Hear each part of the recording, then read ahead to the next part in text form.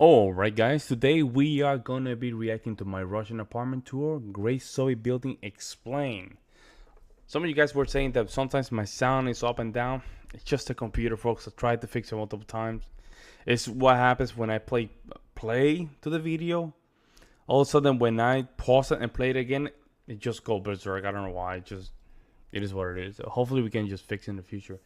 We're gonna be reacting to this. Make sure you like to subscribe. Let's jump in. Привет! Welcome to my Russian apartment tour. For the last year, when I didn't travel, I stayed in Moscow, and today I will take you inside my humble housing named Khrushchevka. I will explain you the story behind grey Soviet blocks and why Russia is full of them, and I will show you how most of the Russians really live. But before we step inside, let's take a walk around my neighborhood.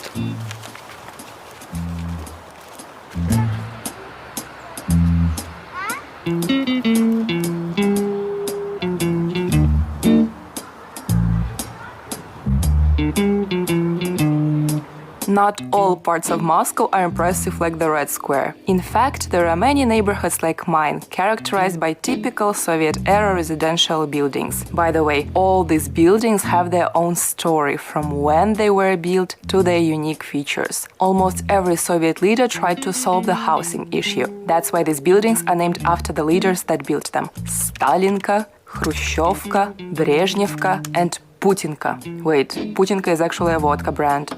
This is our courtyard, and around it you can see all types of these buildings. So, for example, this building.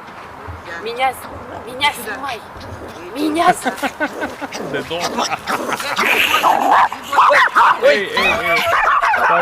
Actually, that was very funny. That was very funny. Let's start with this one. These buildings are known for their monumentality, luxury, architectural elements, design. They were primarily intended for the Soviet elites. Have you already I was guessed gonna say this is very 19th century kind of style, right?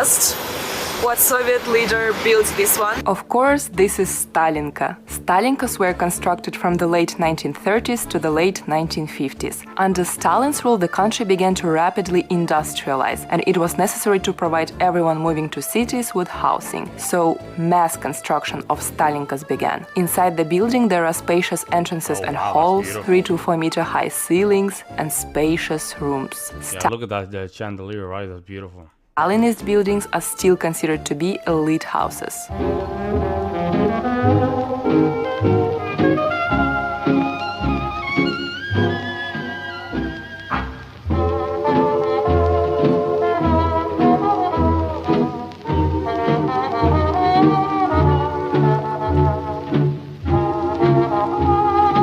Khrushchevkas, on the other hand, were the answer to the housing crisis following the World War II, when it was necessary to rebuild the country. The grey blocks were rapidly constructed mainly from the late 1950s up to 1980s, offering a fast and economical solution to the shortage of housing. So, unlike Stalinkas, they were very compact and cheap and simple to build. Alright, let's go inside my Khrushchevka. Wait. Are you subscribed to my channel? It's a very private space, so only people who are subscribed can come in. Now we are in подъезд. Подъезд is a Russian term that refers to the entrance of the house or the lobby. I live on the 4th floor. There is no elevator here, and that's why most of the Khrushchevkas have 5 floors. Because according to the Soviets, at least they have cement. And at least it's good for your body, so nothing wrong here. Standards, if the building has more than 5 floors, they have to build an elevator, and that would increase the cost of construction too much. And the rent. Extra security. Добро пожаловать. This is my apartment that I rent from one Moscow babushka with my roommate Dasha. Hello! Long time no see. Dasha is a typical person from Siberia that came to Moscow to make some money and to find... Hey man, I like her, man. She's very good sense of humor. I like her, but she's very good. Success. How is it going so far? It's going well. I'm really making money because difference of salary in Moscow and in Siberia is huge. I'm building a career and I even found love here. Where do you like lifestyle more? In Irkutsk, Siberia or Moscow? That's a hard question for me because like in Moscow you can find everything you want, but in Siberia there is my family, there are my friends, there are a nature that I love so much, Baikal Lake, and still like Moscow for me sounds like city for money, but Siberia is for my soul. Now let me Well, that's all cities, right? That's the basically that's what you're negotiating, right? Like you're going to a city, you have to give something away, and that thing in that case is coming from a very small town, is that warmth of family and friends to make more money, right? So show you around. This is a one-room apartment. We're in the living room.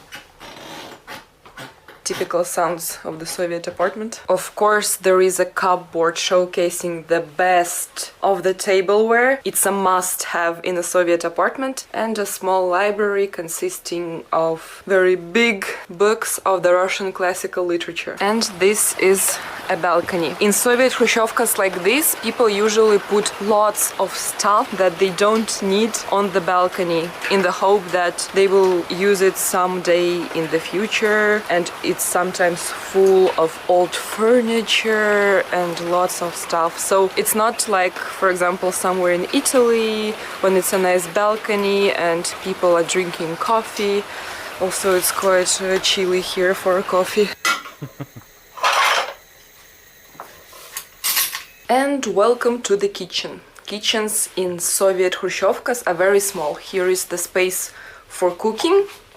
Here is the space for eating. And don't pay attention to this, we are trying to recycle. Khrushchevkas are very compact. They had to be built very fast, and initially they were meant as temporary housing solutions. Authorities plan to replace them with more comfortable houses in the future after the rise of the Soviet Union. And so they're rentals, they're very practical. You see these in New York City as well. That is very common. It's a city, right? So there's a lot of people. You have to make things, quick to make sure people can just get in. So that, it's not bad. That's why they were small and built with minimal costs for building materials due to shortages in the post-war Soviet Union. Это научные сотрудники Института жилища. Они заботятся о вас, женщины. Несколько шагов за водой, несколько шагов за солью. От плиты к плите складываются километры. Для того, чтобы приготовить борщ, оказывается, надо пройти 500 шагов. Ученые хотят избавить вас от лишних движений и размещают оборудование кухни более рационально. And in all Khrushchevkas there is such windows between a kitchen and a bathroom. You probably wonder why do we need it? Of course, a Soviet person was always under surveillance of the Communist Party, and they always need to check what media you are reading, what newspapers you are reading. Even in the bathroom, the big brother is always watching you. What else is here? Actually, I never paid attention to this, but now I see that there is this door, and I have no idea where it leads.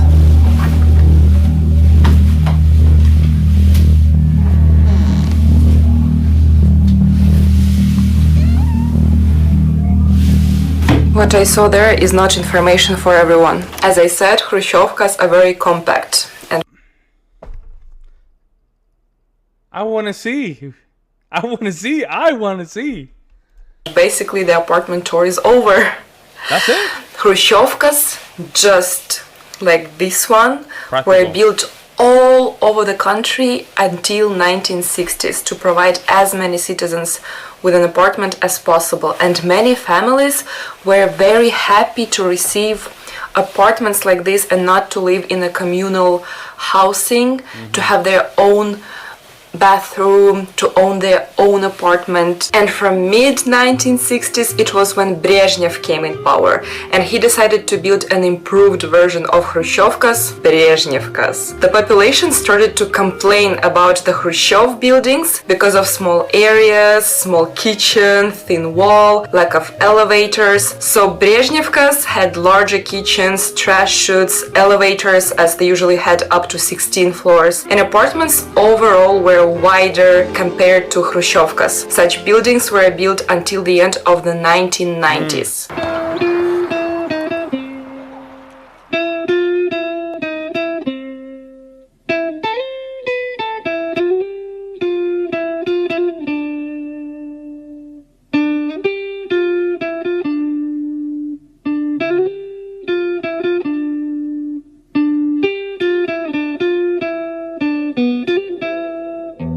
The new buildings that are built in Russia now usually look like the one behind me. Huge residential complexes with so many apartments inside of one building like this.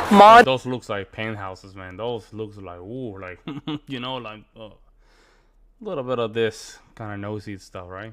Modern and spacious apartments, but actually I'm not sure I would like to buy an apartment in a building like this. It's just buildings like this remind me an ant house, and people there are so small, like ants. So many people in this huge building.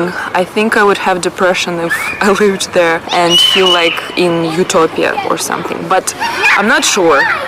They have very modern apartments, and now I'm in a period of my life when I need to decide where I would like to own a property, but I still haven't decided if I want to settle in Moscow or some other city of Russia. There is lots of advantages of living in Moscow, but also disadvantages. So I'm still deciding where I'm gonna settle. So let's sum up all types of residential buildings in Russia. Stalinkas were constructed during the industrialization period. They are very monumental and have a beautiful architecture. Then Hrushchevkas were built to address the post-World War II housing crisis. So these buildings were only about functionality and minimalism. And then Brezhnevkas came, which are like an upgraded version of Hrushchevkas. And modern buildings reflect the demand for more comfortable living conditions. Some people might say that post-Soviet countries look depressing because of these gray, ugly panels, but these buildings provided homes for millions of people. This is not an example of beautiful architecture, of course, but in a country where housing shortages were once a reality, having a roof over your head was a luxury in itself. I was about to say, even the fact that you had the opportunity to have something over your head to protect your family, not only to protect your family, but knowing that you will come back home with a roof over your head, goes beyond money. Beyond money. So It was a small tour of my Hrushchevka and explanation of Russia's grey buildings. Share your opinion. Do you think these buildings look very depressing? And could you live in one of these buildings, like this Hrushchevka? As for me, yes, this is not perfect. It's a very small apartment. But right now I am very happy to live here in Moscow for this price. It's very cheap, with a nice roommate and in this quiet and green area of the city. And this place gives me an opportunity to do all my hobbies, and I can reach places that I need by walking, which is a luxury for a big city like Moscow. Also, metro is just 10 minutes walk. I will not live here forever, of course, but for this particular period of my life, it's perfect. I remember living like this, man. I used to live in New York City, man. It's something about cities. It's just a lifestyle so similar. It's crazy, right? So similar. Every day that I'm here, I'm happy. She's literally being practical right now. She has eggs with rice, I guess. Good meal, by the way. So you have high protein meal with good carbohydrates, you know, She probably works out. Honestly, even though the capitalist, consumerist world keeps reminding every day that you need a bigger that's not rice, that's flour. Oh, yeah. Apartment, and when you have that bigger apartment, you need a more luxurious apartment, Not and bad, only man. then you will be happy. But don't fall into this trap. That's it from me.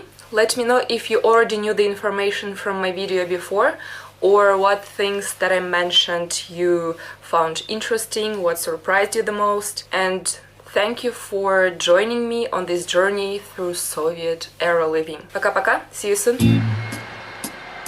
Very nice, man. That was a very nice video. They give you a little bit more context about people living in Moscow.